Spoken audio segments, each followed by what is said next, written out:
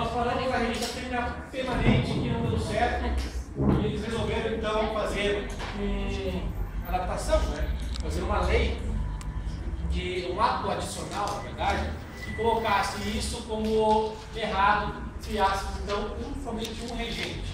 E o regente escolhido na época foi a regência comum de Feijó, João Antônio Feijó, quem já havia falado, também havia participado das escolhas dos caras da regência permanente.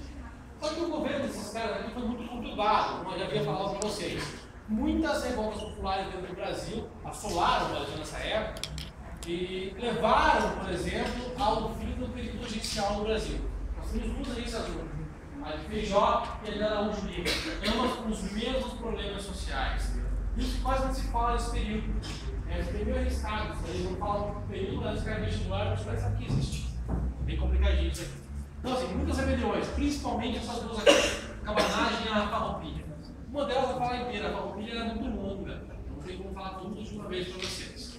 Primeira coisa, devido a essas duas revoltas aqui, ó, a cabanagem e a farroupilha que nós temos aqui, as duas mais violentas, houve uma oposição ao governo de Feijó.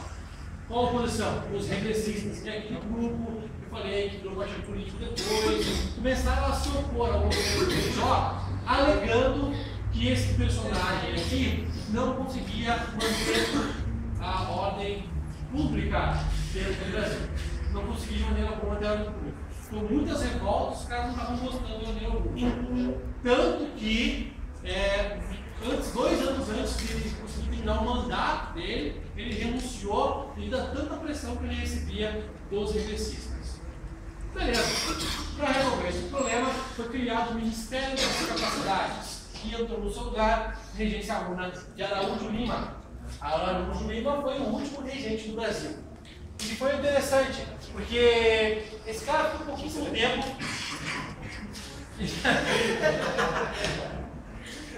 Quer tomar uma aguinha? Beleza.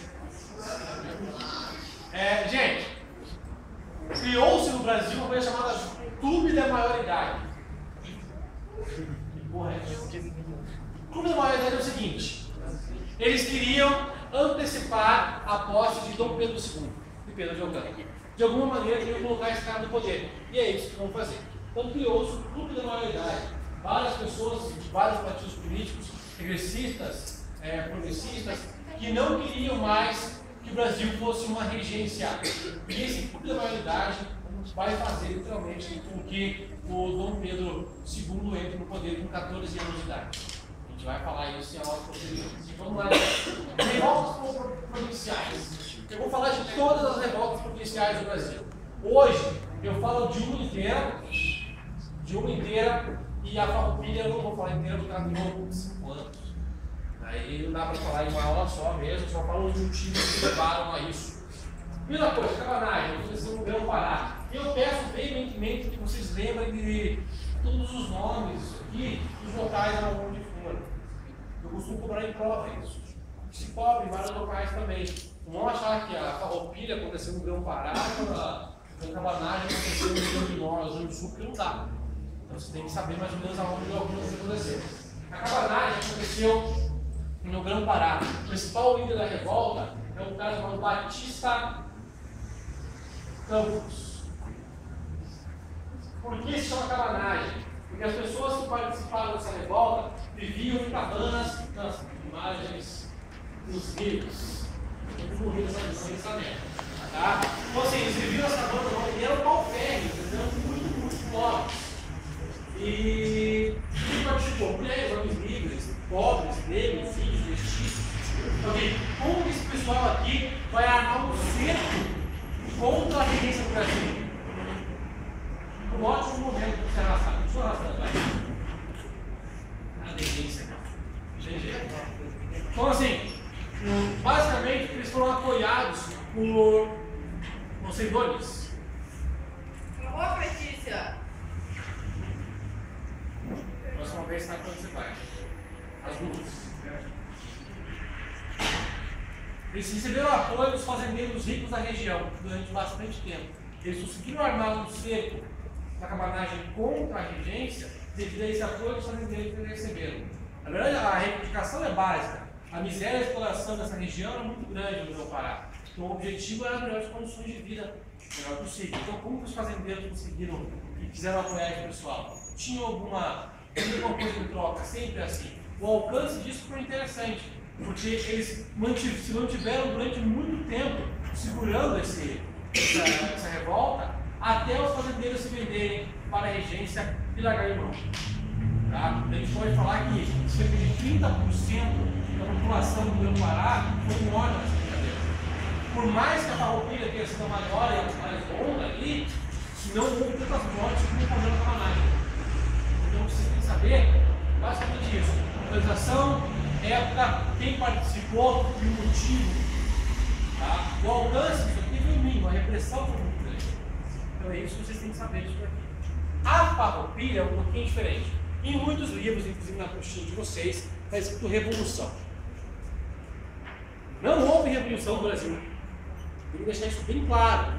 Não houve revolução no Brasil. Tá? Houve tentativas. Então não houve nada efetivo. Então você coloca a revolução entre aspas. Sempre entre aspas. Não importa o período que a gente esteja falando. Esse ano, possivelmente, a gente fala sobre Getúlio Vargas. A Revolução de 1930. Não é revolução. Tá? Bota aspas ali, porque senão está errado. Pô, é muito tempo. Rio Grande do Sul, chamado de Guerra dos Farrapos. Por que farrapos? Toda a vestimenta que eles usavam, tal. Bombate. Exatamente. Então, assim, problemas econômicos. Gente, o Rio Grande do Sul, ele ainda é um dos maiores produtores de gado, criadores de gado do Brasil, sem dúvida. E também na época, criar o gado, a produção de charque era muito grande. Eles, como não tinha como trazer de fora, eles eram os maiores exportadores da região. Muitos conseguiram imaginar o seguinte: e como o Rio Grande do Sul estava aqui embaixo do Brasil, essa região aqui podia se separar. Por que não, né? Então é um movimento separatista. É um movimento separatista. E tinha o intuito de uma revolução separar de parte do território brasileiro. E eles deram várias desculpas na época. Os principais líderes da região, são o Bento Gonçalves, o Davi Carnabarro e um carinha que vocês já conhecem, chamado Giuseppe Garibaldi. O Garibaldi participou da unificação da Itália. Tá? Ele fez parte do grupo chamado Camisas Vermelhas. Quando ele foi expulso da Itália pelo Conde de Cavour, ele veio para o Brasil exilado. Daí ele participou da Guerra dos Farrapos. No fim da Guerra dos Farrapos, ele volta para a Itália. E lá ele forma as Camisas Vermelhas, que é um movimento socialista a favor da unificação italiana. Isso vai acontecer em 1871. Você sabe disso. Ele já falou isso no passado, mas em relação à unificação, eu vou ter que retornar por causa da Primeira Guerra Mundial. Então, assim, local, Rio Grande do Sul, época está ali. A revolução é complicada. Problemas econômicos dos produtores rurais gaúchos, tá? Em relação à exportação do produto que eles faziam aqui. Fora os movimentos que ocorrem dentro do Rio Grande do Sul com um objetivo separatista.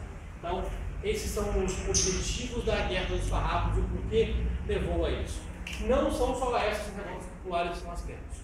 Falta ainda a Cabanagem, a Farroupilha, tem o Malês, tá? E um monte que vocês vão ter que olhar, todas elas. Tem que olhar todas elas antes de entrar no segundo reinado. O segundo reinado é mais longo ainda, muito mais longo. 49 anos é bastante tempo. Tá? Em relação aqui, alguma dúvida? Bem fácil, né? Depois que a gente terminar todas as revoltas populares, acabou o período regencial. Daí eu conto a história do bloco da maioridade. Fala. Quanto tempo durou essa cabanagem? Cerca de 3, 4 anos. Por aí.